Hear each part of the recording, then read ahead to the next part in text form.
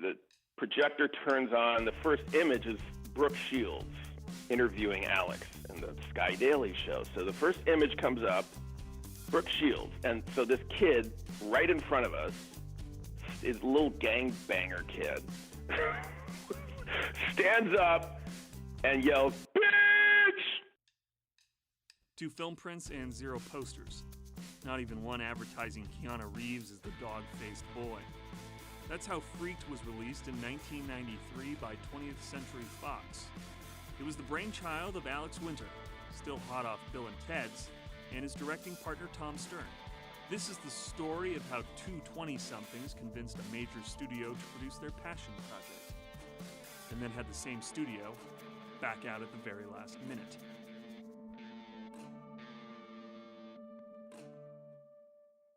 Director, Tom Stern. Freaked? Come about. So we, yeah, it's kind of a long story. Let's see. Hold on. Oh my God. I'm sorry. I'm making coffee. I got to give you some more energy here. Alex Winter and I were out here. You know, we came out here from NYU. We met at film school, NYU Film School. We made some movies together as co-directors, co-writers in college. And then one of our movies we sent to Sam Raimi, and because we loved Evil Dead 2. That was like our favorite movie, you know, when it came out, and we were in college. So he loved our short film Squeal of Death, which was a weird 16-millimeter film we made as sophomores in NYU. And he said, you know, come on out and look me up. So we did. That was kind of our exciting entry into Hollywood. And we developed a comedy with him, a feature-length comedy that never went. But that's just a little context. So then we were out in Hollywood trying to get, you know, we were writing screenplays, just trying to launch our careers as filmmakers. And I think we wrote a few, and then I'm thinking back. This is a way back machine. And I'm also just trying to figure out how much detail to give you because, you know, it's a whole lifetime. I just remember, like, trying to think of an idea that was hooky, you know, that had a good hook. And I'd always loved freaks. You know, I'd always loved those. There was books in the 70s when I was a kid called there was a book called Very Special People, and it was about sideshow freaks, essentially. And, you know, I was just always fascinated with them. I don't know. I kind of hit on that. I remember hitting on the idea, like, hey, nobody's really done anything about sideshow freaks recently. You know? I thought that could be a fun world for a horror movie, you know, but a crazy horror comedy. So I remember getting excited about that, telling Alex. He liked it. We started thinking about it, and then we kind of hit on the idea. I guess we were inspired by Island of Lost Souls, which is Charles Laughton movie. It was remade as The Island of Dr. Moreau in the 70s, and then remade again in the 90s. You know, it's about a mad scientist who turns animals into people. So we thought, we just love that. It's such a, you know, a cool, creepy, immersive world. The mad scientist in the jungle, you know, in some remote jungle, you know, tinkering with DNA. There's something delicious about that. And so we worked out a basic story about a mad scientist who's like down in the jungle somewhere in South America and running a freak show, you know, turning people into freaks. That was the idea. You know, he wanted to make his own freaks. He was an artist, a mad scientist. So we worked on that, and somehow we thought, let's make it a Butthole Surfers vehicle. So we were super into this band, the Butthole Surfers. Like I did a short film with them in college. So we knew them, and we thought that could be a cool thing, like you know, add rock and roll to it, basically. Add rock and roll to the horror and the comedy. We were friends with the Butthole Surfers, and so we invited Gibby Haynes, the singer, to help us brainstorm the story. So he came up to LA, and he stayed at our apartment in Venice, and we knocked around ideas. And you know, Gibby's a unique creative genius who just had an amazing imagination. So we wanted to kind of see what he could add to it, and he did add some great concepts and great visuals, like the human bong, who was part of our first draft. So we wrote this draft, and we, you know, took ideas that Gibby gave us and added our own and everything. And we wrote a draft, and it was super outrageous and transgressive, like the Butthole Surfers, stage shows. It was like very transgressive, very offensive, and just gnarly. And we tried to get that made, for like a micro budget, like a few $100,000, and we got producers interested, but nobody could find the money. So after a year of trying to get that movie made, we kind of gave up. And then our agent, Barry Mendel at the time, he was at ICM, I think, he sent that script, that crazy freak script, to some producers named Harry Uffland and his wife, Mary Jane Uffland. And they liked it, I guess, enough. They thought it was crazy. I mean, it was very unusual for them. The film they had done was Not Without My Daughter, a sincere drama with Sally Field. And so, it certainly wasn't their world, but I think that film didn't do well, and they were like, we got to do something fun and crazy and less serious, So I think they were looking for a comedy and something more young.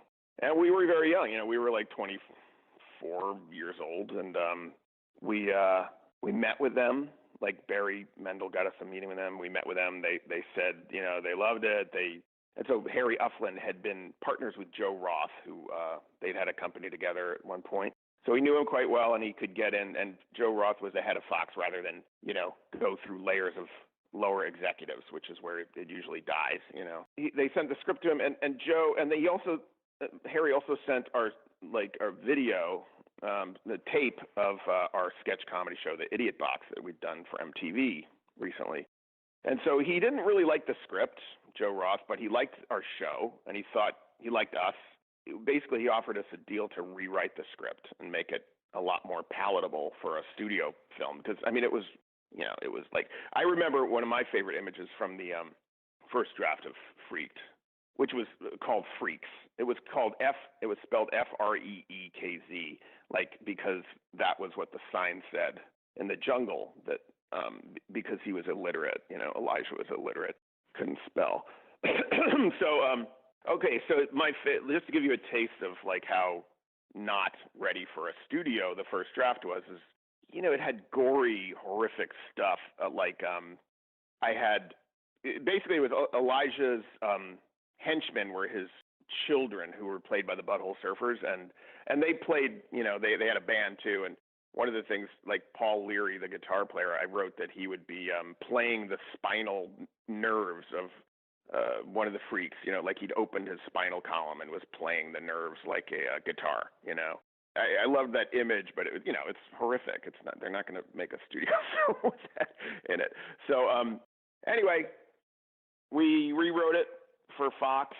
We invited our friend Tim Burns, who'd helped us write The Idiot Box. I had met Tim Burns when I had my first professional writing job was on the Jim Henson Hour for NBC in late 80s. And I met Tim Burns, who was a hilarious Canadian comedy writer.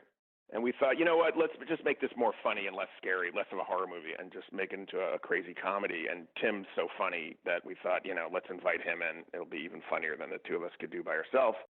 And so we did, and the three of us holed up in some crappy apartment that Tim rented in West LA.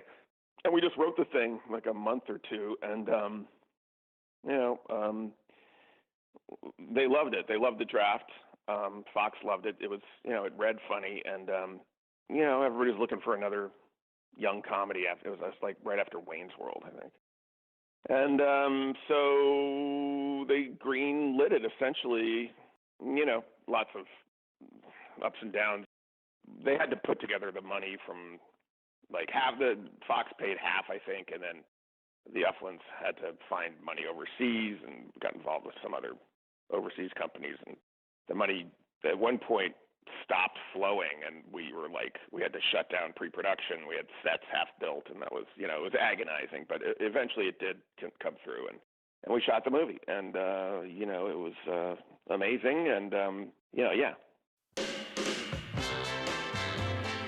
Ricky Coogan, Brat Pack Sleazebag, Elijah C. Scuggs, Freak Show Tycoon, an amateur bioengineer, can look at a guy like Kevin Costner and see a giant peach grub. When fate brought them together, Mr. Scuggs took an average Hollywood slime ball and made something out of him. Oh, God! This was my good side! 20th Century Fox presents Freaked. It's about friendship. I thought I told you to shut up! Loyalty. I say we kill him. Life's big questions. How many feminists does it take to screw in a light bulb? Oh, show business. The public does not want to see disgusting, depraved, violent filth. And I suppose Jake and the Fat Man was just a fluke. It's about state-of-the-art technology. It's about Mr. T's, the bearded lady. I am woman. Now like me. It's about Bobcat Goldthwait as a sock. It's the end of the world! The apocalypse! It'll make you laugh. It'll make you cry. And it'll make a cold sore that you thought had healed up start bugging you again.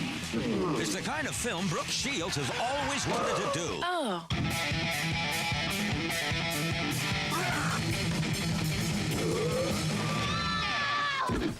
Introducing Larry Bud Melman as the President of the United States. What's the matter? Afraid of a little rock stuff? In Freaked, coming soon to a theater. Freaked, but ugly, but funny. Welcome to show business, morons!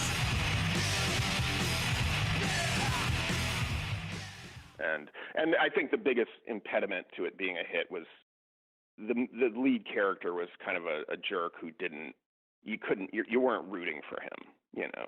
That probably hurt it, you know. It's like, as opposed to Wayne's World where you're rooting for Wayne because he's a relatable guy. There's nothing relatable about Alex's character, Ricky Coogan. He's a jerk, and you know, you don't care about him. You have to enjoy the movie despite him, basically. You know, Alex wanted to do it more like Bruce Willis for a while, and I discouraged him from doing that because I thought Alex is the wrong body type to play Bruce Willis. You know, like the action star, it's not going to work because Alex is, you know, doesn't look like an action star. So I kind of pushed him more to Robert Downey, and I think that's kind of where he ended up. So Alex and I debated it a lot. I kept pushing Robert Downey Jr. because Robert Downey Jr., you know, was a hot young actor. He was our peer in Hollywood, but, you know, Alex had met him a few times, and we'd always make fun of him because he was a little pretentious. You know, he was very Hollywood, and there was this trendy restaurant called Helena's at the time. And Alex told me this funny story. He did a funny impression of Robert Downey that he bumped into him at a party or something, and Robert Downey, like, you know, he said, "Oh, hey," you know, they introduced themselves, and Alex told him about us and, you know, like the movies we were trying to do, and he was like, and Robert Downey said to him, "I like what you guys are about." I don't know why that made us crack up, but we always used to go around saying that. "I like what you guys are about." He used to, like, Alex would impersonate him saying he was sort of like, you know, he was, Downey, you know, he's smart, he's hip, he was, you know, plugged into the kind of, you know, similar interests that we had, but I don't know, we were snobby, young, you know, snotty little comedy pricks who, you know, make fun of everybody, so we made fun of him a lot, and yeah, I remember this might not make much sense, so I'm giving it a lot of context, but he said to Alex, yeah, out of the blue, he was like, "Yeah, Bukowski was at Helena's the other night," and you know, just like dropping literary references and trendy night spot references all in the same thing out of the blue, and I don't know, that struck us as funny. So I said, you know, you do a great Downey impersonation, this kind of stuck up, you know, pretentious Hollywood guy. I guess we were a little nervous, but not too bad because we were super into preparing. So we really prepared the hell out of it. You know, we storyboarded the whole thing. You know, we just we wanted to be totally prepared, and we were. So it wasn't like shooting was, you know, pretty, I'd say pretty smooth. You know, we were on time and on budget, and you know, we had a really good line producer, Ginny Nugent, who had done Tremors for kind of a similar budget. So, you know, we had to scale back from some of our big visions, but we weren't terribly nervous. We'd been like the studio was really behind us, and they built up our confidence, I guess. And we all thought the script was really funny. So I had a lot of faith in the script, and the misery and the psychological pain came later when the film was dumped. Then we were, and that's not really nervous, it's more complete devastation and despair. But I'd been nervous at other points in my career a lot more than I was on the set of Freaked, because we just felt very well prepared, and we'd been directing for a few years, and we knew what we wanted. It was just like follow the plan. We just had to follow the plan. And now the biggest problem with Freaked was our director of photography. We made a mistake hiring him. He was, his stuff looked good, and that's why we hired him. And but we should have known from the job interview. He didn't seem, something was off about his personality. And he became our enemy, basically. Like, he led a mutinous crew against us. And him and his camera operator, like, on the they just, like, he wasn't really down with our vision. We wanted to shoot, we loved that movie Delicatessen, the way it looked, those French directors. So we wanted to use a lot of really wide lenses like that. And he was like, well, yeah, he was this Australian guy. Yeah, I mean, you can use a wide angle lens when, here and there, you certainly don't want to use it all the time. And we're like, no, we want to use it all the time. He's like, yeah, well, you don't want to do that. And we're like, well, yeah, we do. And we're the directors, so can you do that? He's like, well, And so, like this is all after we hired him, of course. And he never really lined up with our vision. And he had, like, a secret agenda to just kind of do it the way he wanted to do it, And since we were so young, I think he thought, we didn't know what we were doing. So at one point, you could just feel the whole camera department was kind of like not respecting us. It was weird. And it came from him. And at one point, his camera operator, like one of our friends on the crew overheard him saying, like, when are they going to just let Jamie and I make our movie the way we want? And what? Your movie? We wrote this thing. We're directing it. We hired you as the camera operator. It's not your movie. It was just flabbergasting to me at the time. We had like a heart-to-heart dinner with him where we were either going to fire him or, get him to capitulate. And so, he capitulated enough that we didn't want to do the disruptive firing thing. But God, I wish we had.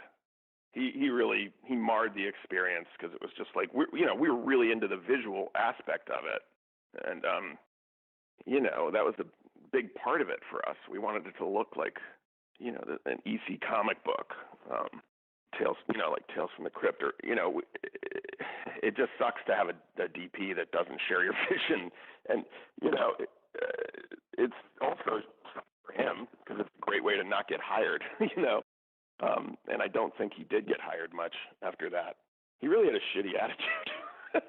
It's been long enough, so I don't care saying it. But there were a few choices for the demented freak show leader: Chuck Connors, Rip Torn, and John Lithgow.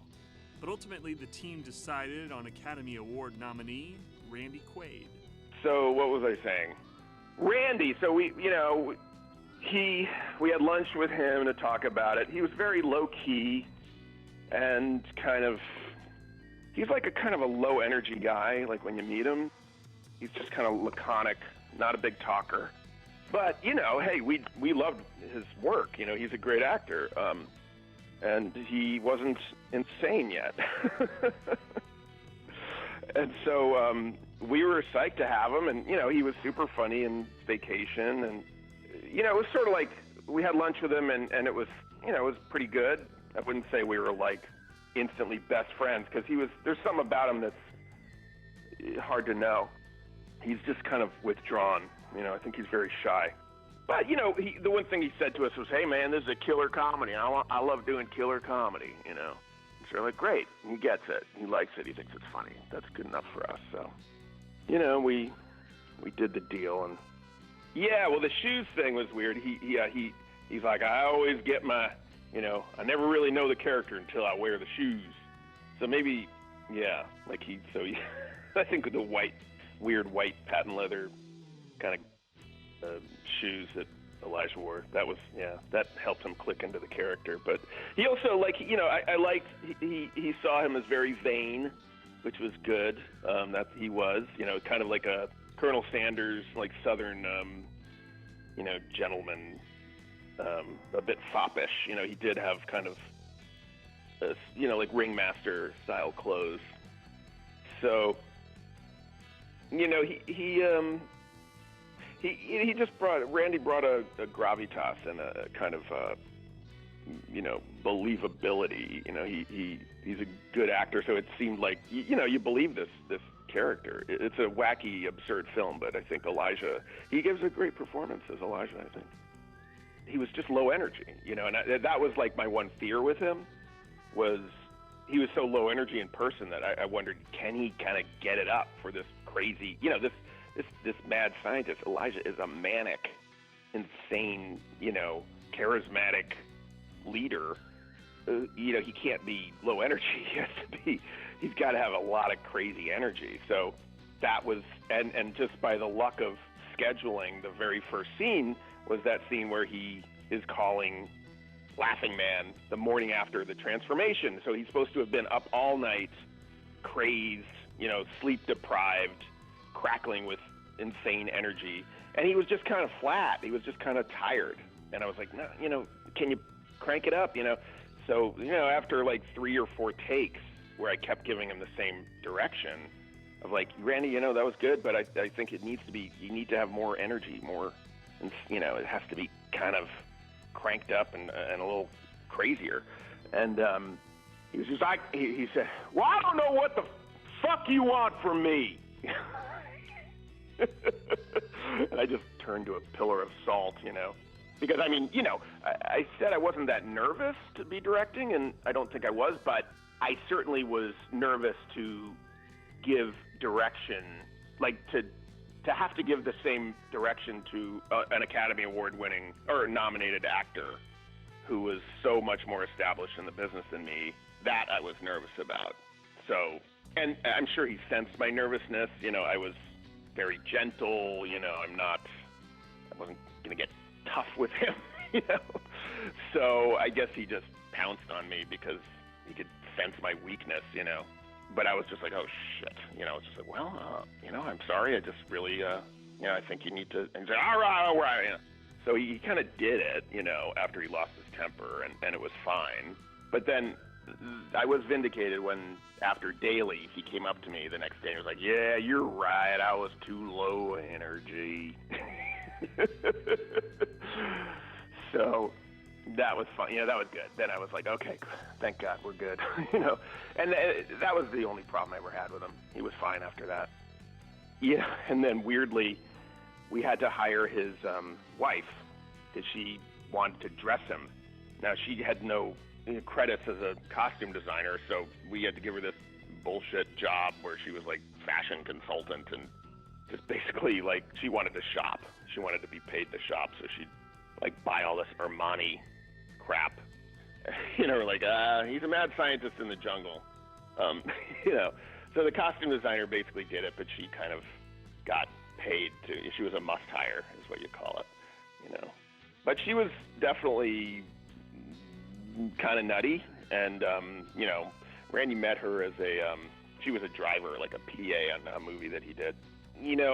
Randy just strikes me as he's passive, and I think she was just kind of leading him around, and she basically led him to Crazy Town. I think she was driving the crazy train, and he was kind of a passenger on it. This all happened after Freaked, but you could see the seeds of it. It's a shame what's happened to him. It's really sad.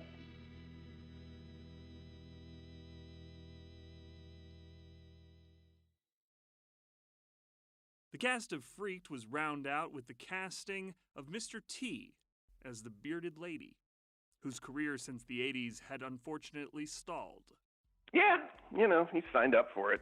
That was, he knew, we had lunch with him when we cast him, and we had to fly him in. He wasn't local, so it was like everybody worked for scale except Randy, and so we could only offer him scale, but he couldn't do it unless we paid for his hotel and airfare. So the studio refused to do it. They saw no value in him, and so we were like, "You're crazy. He's Mr. T. This is awesome casting." And so we literally paid for his airfare and hotel ourselves. Me and Alex did, and we were happy to do it, and that was money well spent. But it was kind of crazy.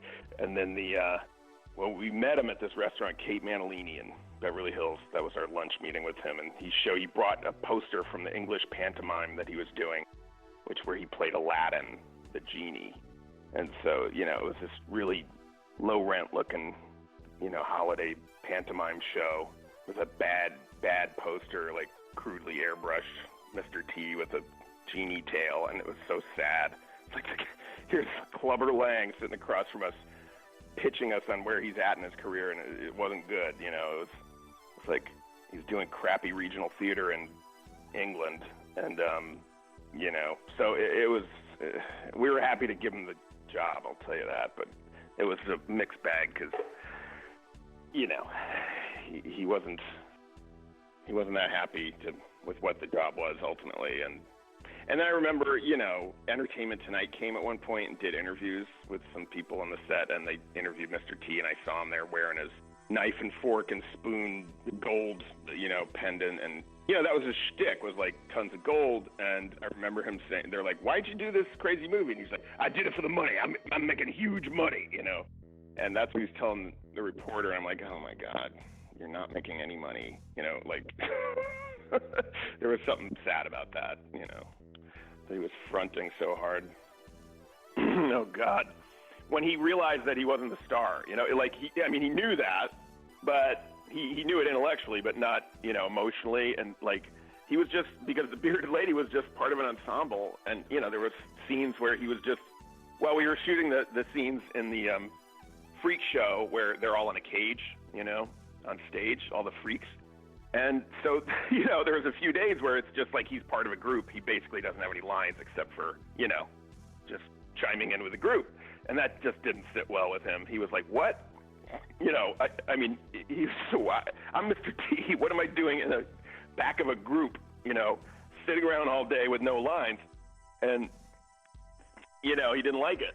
He was used to the A-team, even though his career was, on hard times, honestly, at that point. So it was, fucking with his ego. Plus, he was drunk half the time. He drank champagne every day in his trailer, champagne malt liquor, and he'd be loopy at lunch, and then, passing out in the afternoon. So the scene where there's a scene where in the freak house, the freaks all celebrate.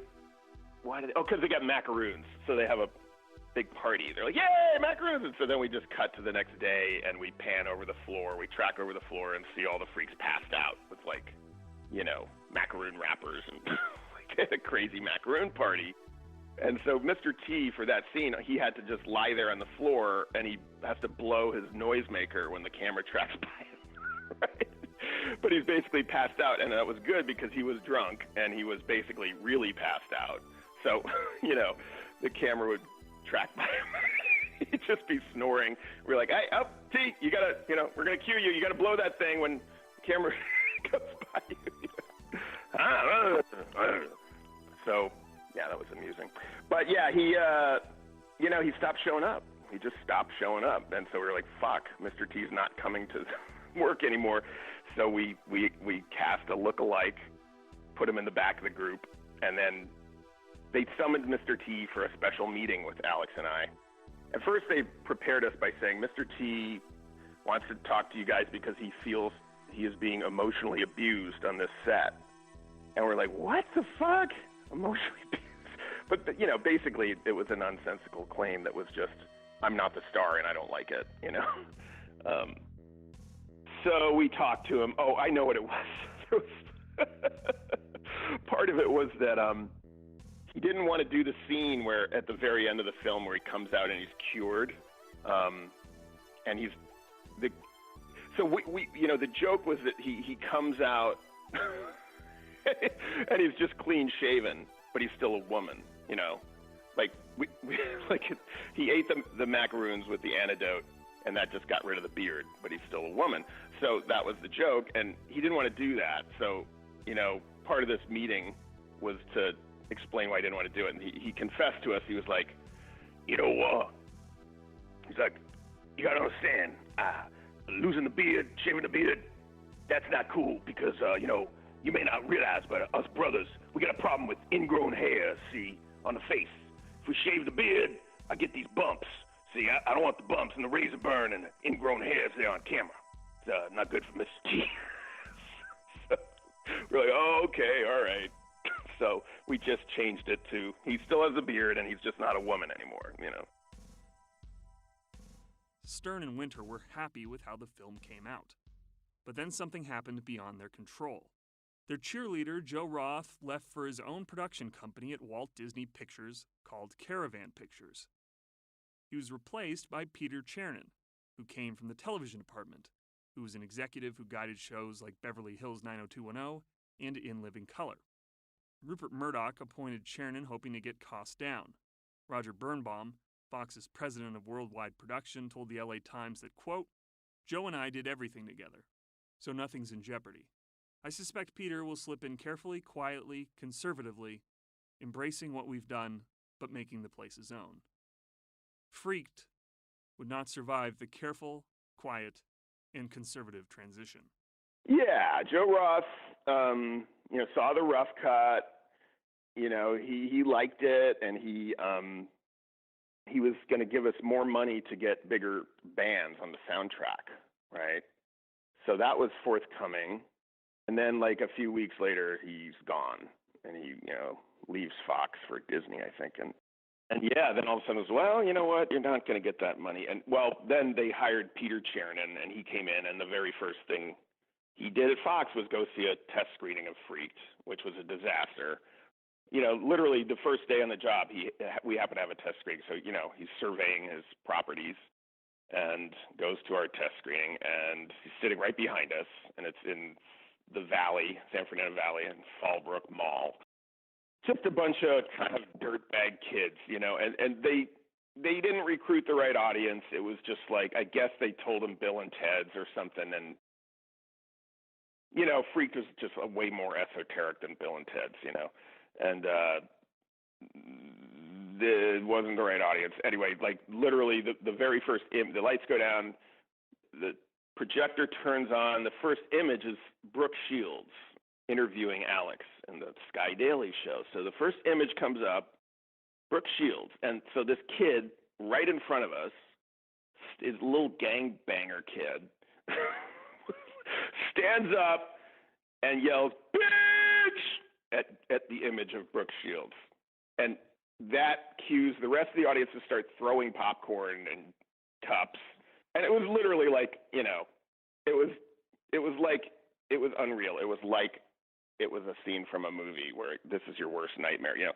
So it's basically like the audience barely was paying attention from that point, and you know, it just went horribly. They didn't laugh in the right places, and they just kind of heckled the screen. So, you know, we watched it just slowly dying inside, knowing that Peter Chernin was sitting right behind us watching this disaster unfold, and our careers were in his sweaty little hands. And sure enough, like, afterwards, we went out in the lobby, we're devastated. Like, Harry Uffland comes, and, you know, we look at him and we're like, oh, that didn't go too well, did it? And then he's like, yeah, no, didn't go too well. Bad crowd. And then Peter Chernin comes across the lobby towards us. We're like, oh, here's Peter Chernin.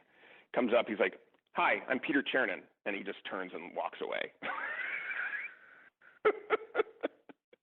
We're like, oh God, we're fucked. And we were fucked. You know, he saw all he needed to know. I mean, you know, when this happens all the time in Hollywood, generally you're not, the new studio head's not motivated to get behind the old studio head's projects.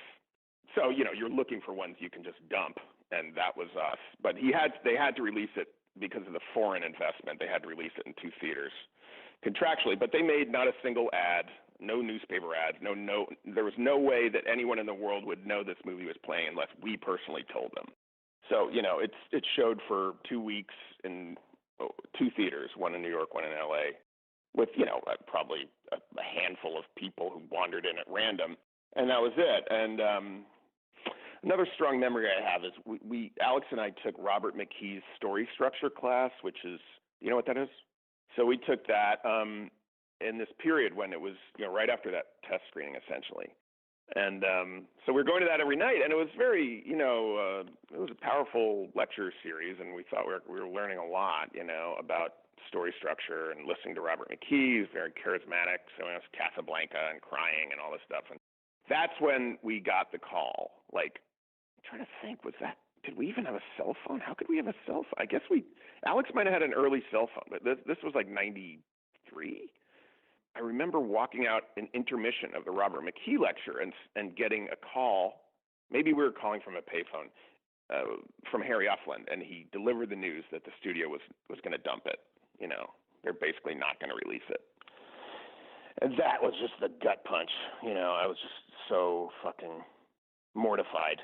And I remember like going back and sitting in Robert McKee's lecture, just, devastated, trying to not totally fall apart emotionally, but also like, God, I better pay attention. I better learn how to write a fucking screenplay. I better figure this out because my first shot is not working out. Oh yeah, we fought, we screamed, we yelled, and had zero effect on anything. We couldn't influence the corporate decisions that had been made, but we complained, and because just mostly because they tried to bullshit us a little and make it seem like this wasn't so bad or this is it'll be okay, and we're like, but if you don't put up any posters, no one's going to know. And like we volunteered to put up posters ourselves, but they just wouldn't do any. They wouldn't lift a finger. They didn't print any posters. It was just complete dumping. So yeah, it was we spent a lot of energy and time trying to get them to do something, but they wouldn't, Part of the kicking and screaming was being interviewed in a feature to the LA Times called Did Fox Just Miss the Joke on Freaked?, written by Alan Citron. From the article, the filmmakers claim that Fox freaked out at the idea of being associated with Freaked after Chairman Joe Roth, who championed the off-center comedy in the early going, was replaced by Peter Chernin. The studio walked away from the movie after limited runs in Los Angeles and New York last fall, despite some favorable reviews in both the underground and mainstream press. Now it's set for release on video, where films rarely fly without the benefit of a big screen buildup. Directors Alex Winter and Tom Stern, both 28, who have done everything short of peddling Freaked door to door, insist it could have succeeded if Fox had hung in longer. Fox denies that the change in management had anything to do with its treatment of Freaked. Executive Vice President Tom Sherrick, who runs the distribution, says audiences just didn't go for it. Winter and Stern brought Freaked to Fox in 1992, before Roth departed for Caravan Pictures. The writer-directors say that Roth quickly got its warped point of view. Fox's subsequent investments in the movie was minimal by Hollywood standards. It put up roughly half of the $10 million production cost for domestic rights, with the rest coming from foreign partners. While it would have cost millions more to market the film to a national audience, producer Harry Uffland, whose other credits include Night in the City, says the economics were such that no one could get hurt. Uffland claims that the film was totally non-supported. Many people in Hollywood believe that Chernin orphaned Freaked because of an edict passed down by Fox Inc. chairman Rupert Murdoch to focus on more mainstream-style movies. But Sherrick says that the studio gave Freaked every possible chance to succeed. The film didn't work, Sherrick says. We tested the film, we showed it to audiences, we wanted it to work, but we couldn't get an audience that wanted to come. Tom Stern said, Winter and Stern had hoped Freaked would launch their feature filmmaking careers after their experimental TV series The Idiot Box. Since fall, they've vigilantly campaigned to have it seen, both by hand-carrying it to individual art house theaters around the country and promoting it to film festivals, with the support of Sherrick. Their best hope now is that Freaked will gain a cult following. So, Alex and I were devastated. I think I was even more devastated. It was, we got a horrible review in Variety, which I'm still scarred about. And it had the line in it that haunted me for years. It was, as far as the direction, it's not clear this film was directed. I'm like, oh my God, is this happening? It was just like the worst nightmare. Like, I suck, I'm a failure, this was a giant disaster. I just couldn't even look at that movie for years because, it was just, I was like, I must have made a terrible movie. I believed the dirtbag who stood up and called, Brooke Shields a bitch. I was like, I guess they're right, this movie sucks, So I took it really hard. And only later did, things start to turn around when it started showing on Cinemax a few years later and HBO. And suddenly it got like a little audience where people discovered it and they were like, huh, what's this weird movie, And it found a little audience and it became a bit of a cult, a cult movie. And so little by little, I started to like it again.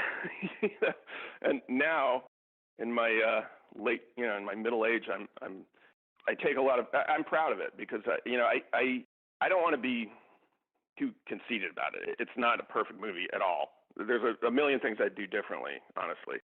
I'm so much better of a director now, but I will say that in this business, it's like I meet a lot of people in creative roles in art department and writers and musicians and other things in the film business who do love it, who like when they find out that when I'm working with them on a show and that they happen to find out I did that movie, they're like, oh my God, I love that movie, So that's great. It really feels great that people that ended up in this business love it because it's sort of like that Velvet Underground thing.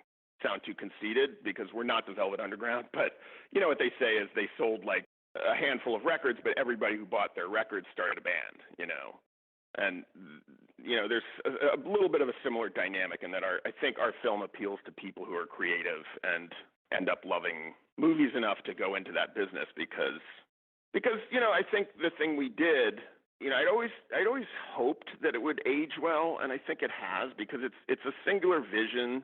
It's not a typical movie, so it surprises you a little bit. It doesn't kind of fit the formula that you're used to it's not a teenage comedy, but it's, just like a broad comedy in Hollywood. It's pretty unique. Not a lot of films like it, and I think that serves it well as new generations, look at it because it's like, what's this? It's unusual, and it kind of, it's packed with jokes, and a lot of them are funny, So I think the weirdness of it hurt it with Peter Chernin certainly, and it's a niche film. It was never going to be a big hit. It's too weird. When I first arrived here, I was nothing like I am now. I was confused, a walking contradiction, so full of questions. You'd be better off without a dick. Hey, you can keep the beard. Hallelujah. But now I know who I am. I can say to the world, hey, this is me. I am woman, and I like me.